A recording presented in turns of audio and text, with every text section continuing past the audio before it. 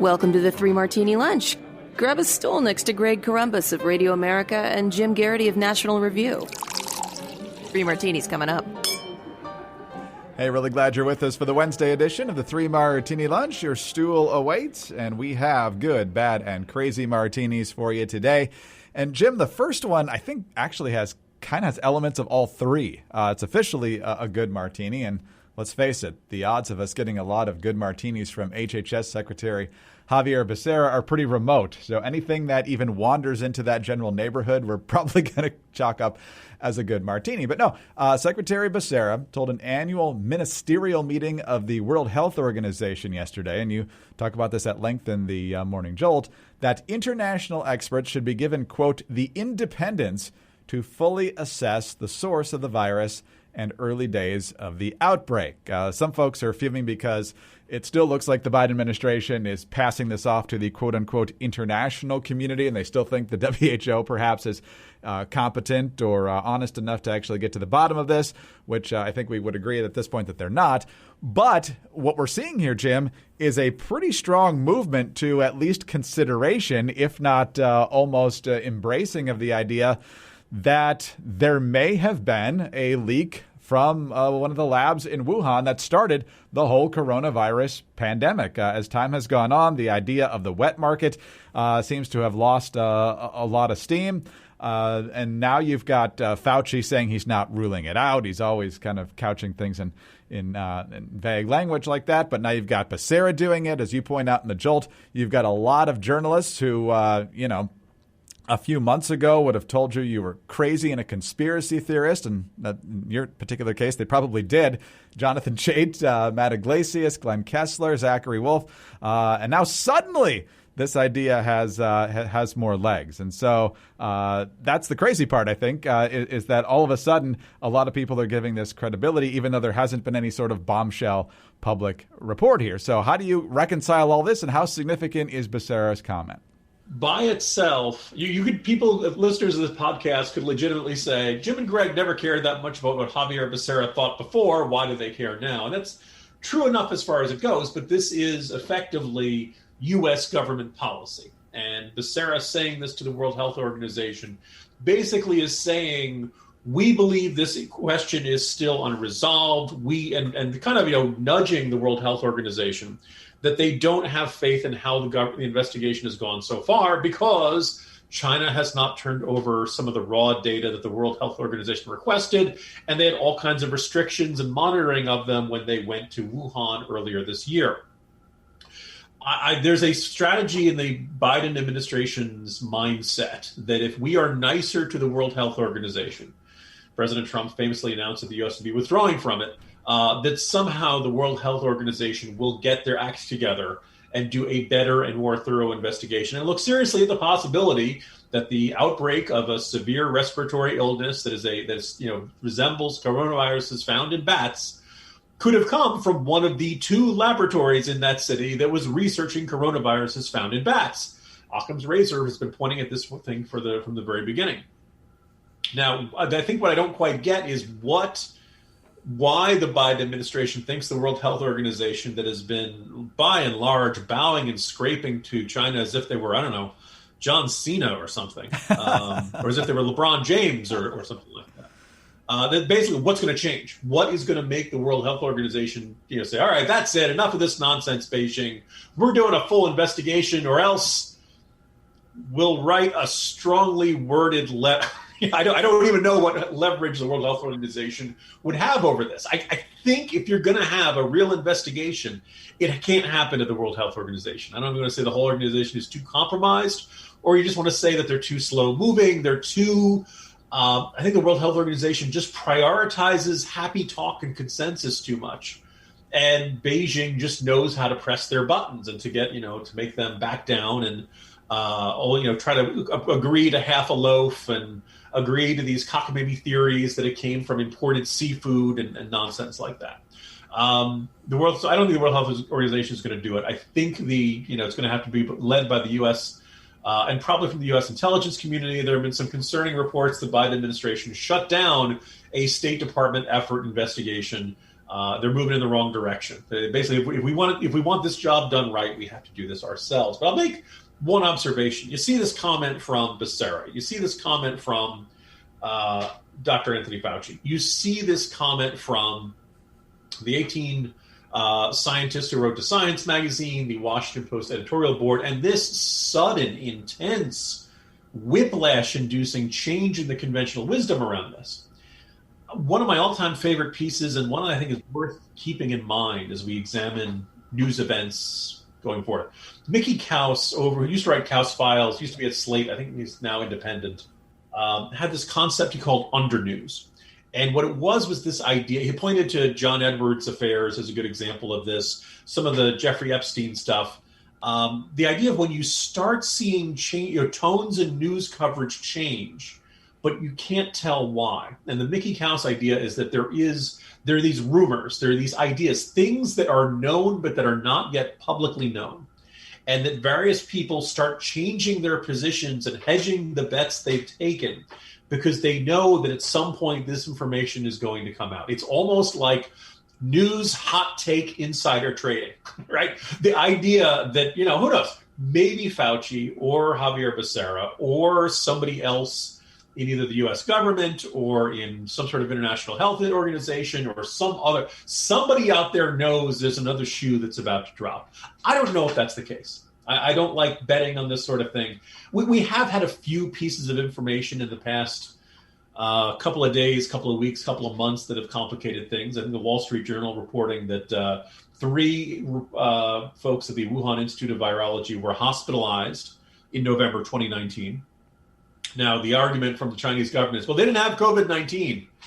Are you sure? Because I got to tell you, Chinese government, you've been known to lie a lot. And so it's kind of hard to just take this on this. Now, it sounds like people who work in virology labs get sick all the time, which is a little creepy and a little unnerving to think that they could always have this. And they don't know whether what sickened them and put them in the hospital was COVID-19 or was what they called a regular seasonal illness. Usually you think of winter, you're thinking of the flu. Greg, I looked it up. People, normal, healthy adult human beings do not generally end up in the hospital because of the flu. People who are immunocompromised might, and the elderly might, but if you think about it, it'd be really unusual to have somebody who is very elderly or have somebody who has immunocompromised working in a virology lab. I think if you don't have a fully functional immune system, you probably don't want to spend your days handling dangerous pathogens and bacteria and viruses and stuff like that. And the idea of 3 of them all needing hospitalization at the same time, right before the pandemic broke out, boy, that's a really remarkable coincidence. Now, could it be something besides COVID-19? Sure. Could it be that it was just like if it was the flu that put him in the hospital? Man, that's a really bad flu to get 3 healthy adults hospitalized in a short period of time. But it's possible.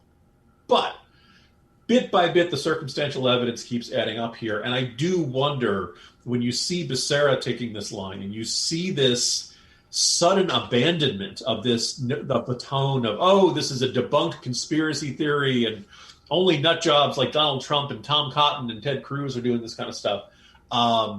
It's a pretty spectacular reversal of the thinking on this. And I cannot help get the feeling that maybe there's some other shoe that's going to drop on this front.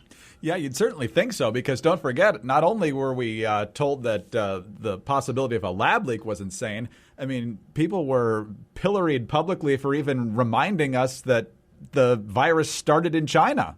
The pandemic started in China. That made you a xenophobe and a racist. There's never been a good explanation of why Wuhan flu is a racist and xenophobic term that if you use it, you should be driven out of public life.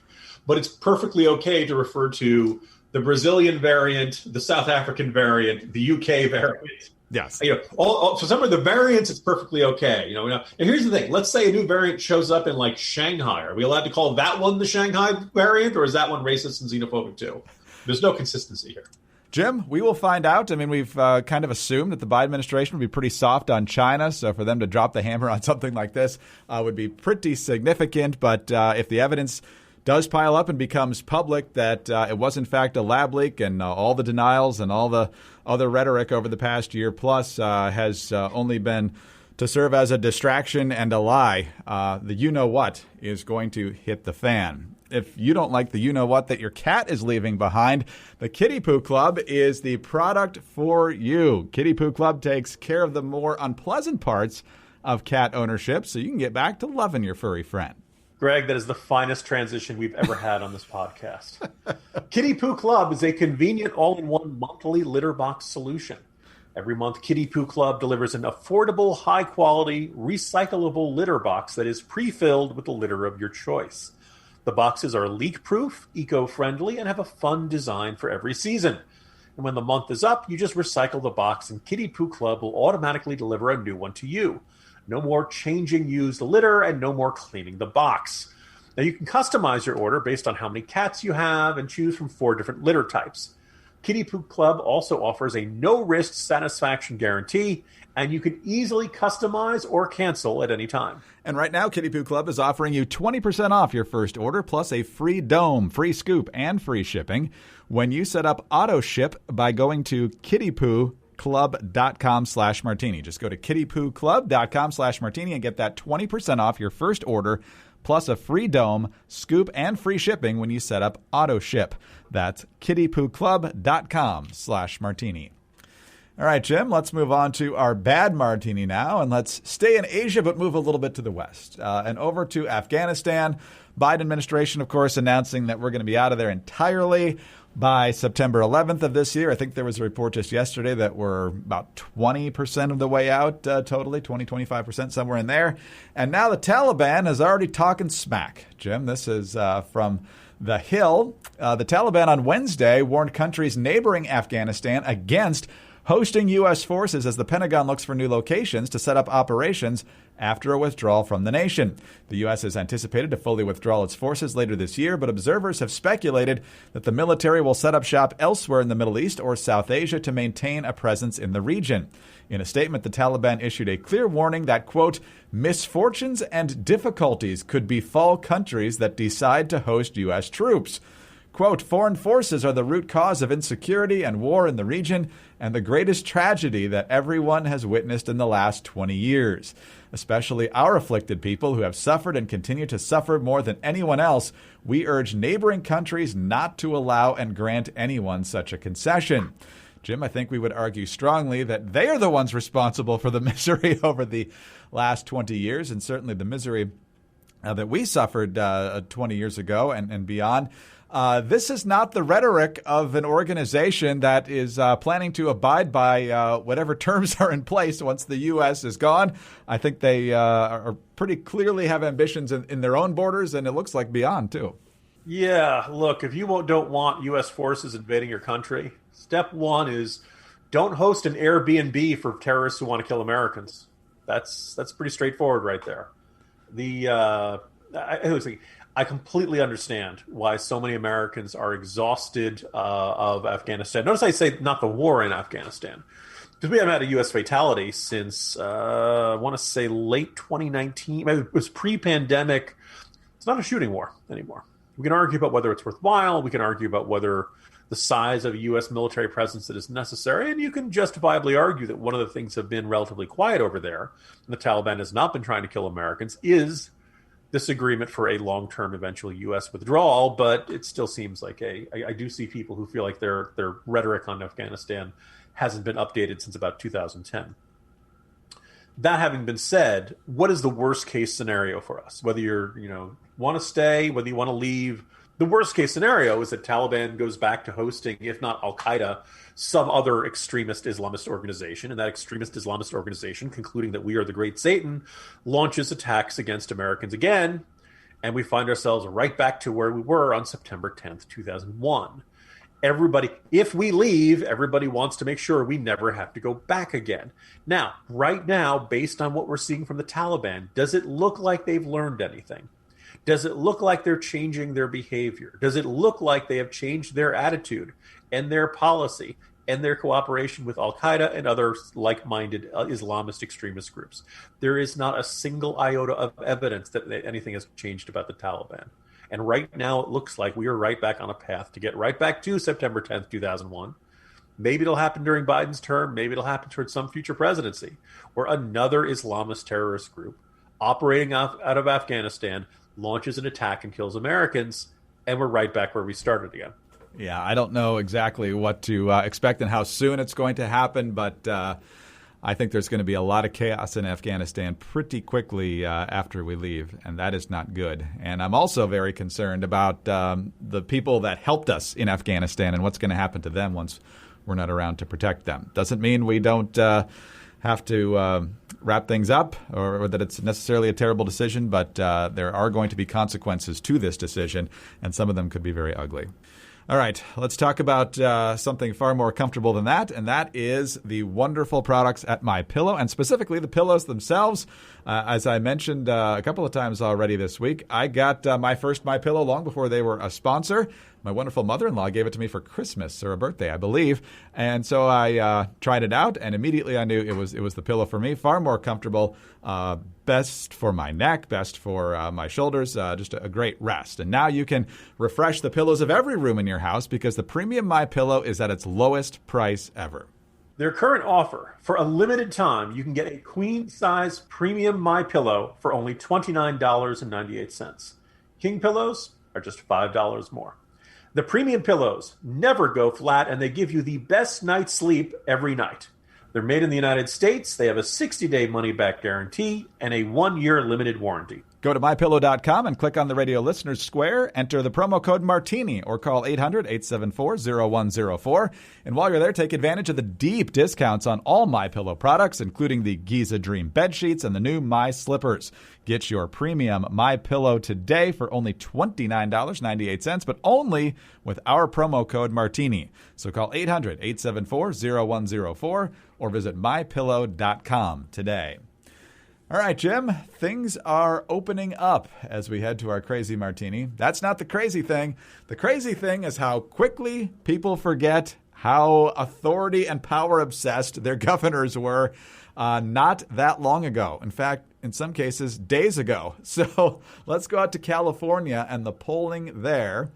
California's rebound from the COVID-19 crisis is complicating the drive to recall Governor Gavin Newsom, with a strong majority of state voters now approving of his pandemic management and just 40% saying they would remove him, a new Public Policy Institute of California poll shows. The Democratic governor now enjoys majority approval of his job performance, 54%.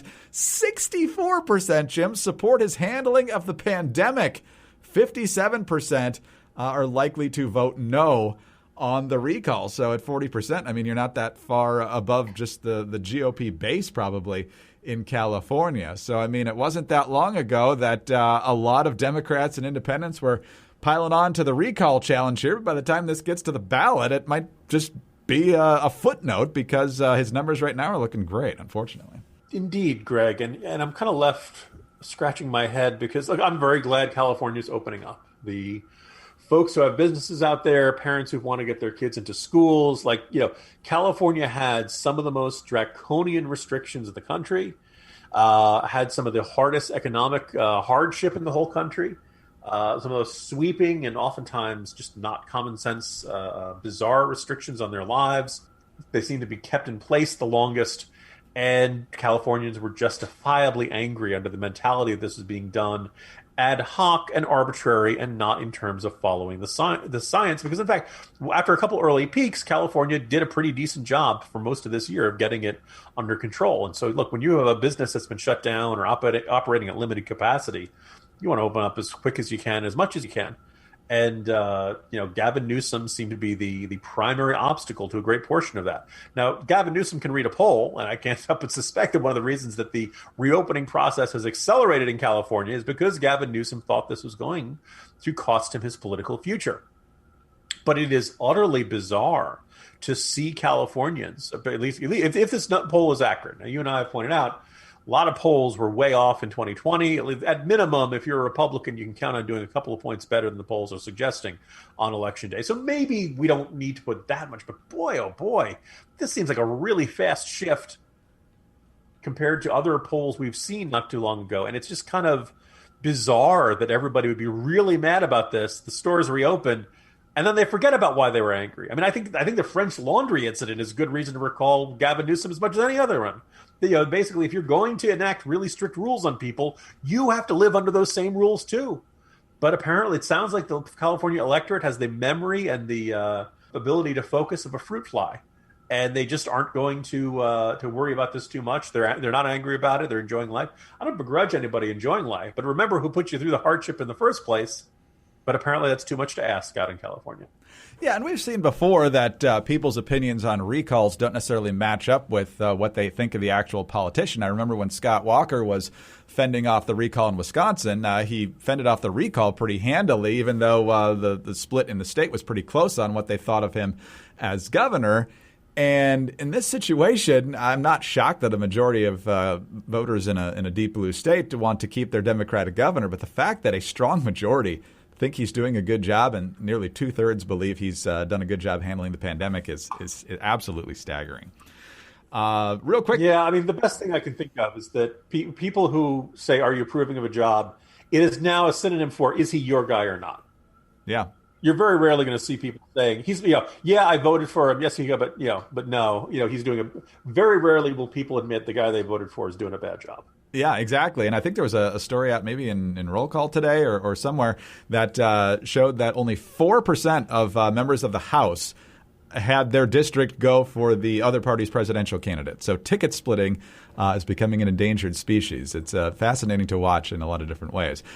Real quick, before we go, noting the passing of longtime Virginia Senator John Warner. He was our senator for a number of years. He obviously got elected before either of us came to the Commonwealth. He was elected in 1978 after serving as Secretary of the Navy.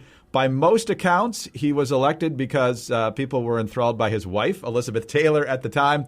But by the time he ran for re-election, shockingly, they were divorced, and he still served another 4 terms. And so he was a big national security hawk, served as chairman of the Senate Armed Services Committee, and ultimately wasn't really a Republican at the end. I think he was kind of like Colin Powell. He'd come out with these strong pronouncements that he was supporting Democrats, and the media would be drooling all over it. But in reality, he hadn't supported a Republican in a while. But Jim, John Warner, distinguished career, long career anyway, gone at the age of 94.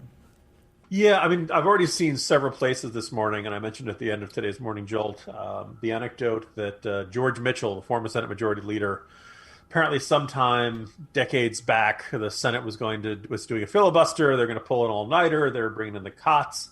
And George Mitchell was pretty irritated, but he saw that, John Warner was, pulling it up and settling in and getting ready. And he said, he goes home to Elizabeth Taylor and he's here and he's not complaining. I guess I should suck it up. And I think if anybody had good reason to complain about having to work late and not go home, John Warner would have a good complaint. The other thing is that if you were in the Washington, D.C. area in 1996 or to Virginia, Warner, who at that point was, towards the tail end, but he's still the distinguished, by that point he'd become he looked like the kind of guy you'd get to cast a Republican senator in a movie. Authoritative, gray, a little crusty, but, and he was running against one of our current senators, Mark Warner. So the race was John Warner against Mark Warner, and more than a few people like, oh my God, this is going to be the most confusing race of all time. We have 2 people with the same name running against each other. So you saw a whole bunch of bumper stickers for Republicans that said John, not Mark. And you saw a lot of Democrats with bumper stickers that said Mark, not John. And if you weren't paying attention to the news, just there's a lot of biblical study groups that people are very active about here in summer and fall of 1996. Yeah, so John Warner defeated Mark Warner. And so since he lost, Warner then ran for governor 5 years later. And Senator Warner won in 2002. Senator Warner retired in 2008. And then the other Warner became the Senator Warner at that time. So if that's clear, I hope it is. But we've had a lot of Warners in the Senate for this state for a long time. Anyway, Jim, see you tomorrow. Someday we should try other surnames. Jim Garrity, National Review. I'm Greg Corombos, Radio America. Thanks for being with us today. Thanks for subscribing to the 3 Martini Lunch podcast. And for those of you struggling on Apple Podcasts, they've done some updates recently that didn't go well for a lot of podcasts. And We're unfortunately one of them, but we're being told that that is coming back online. So please be patient. There are other places to get it, including at Ricochet and Spreaker and Spotify and that sort of thing. So please do look for it elsewhere, and hopefully Apple will be restored soon. Also, you can get us on those home devices. All you have to say is play 3 Martini Lunch podcast. And don't forget to follow us on Twitter. He's at Jim Garrity. I'm at Dateline_DC. Have a great Wednesday, and please join us on Thursday for the next 3 Martini Lunch. The border crisis is getting worse, and so is big tech censorship. Hi, this is Sarah Carter. On the Sarah Carter Show, I explain the problems that are happening at our southern border that are a direct result of Biden administration policies. And I'm staying on top of the left and big tech, trying to stifle the freedom of speech for conservatives and anyone who dares to challenge their narrative. Join me as we take on these massive challenges that impact all of us. Subscribe to the Sarah Carter Show at Apple, Spotify, or wherever you get your podcasts.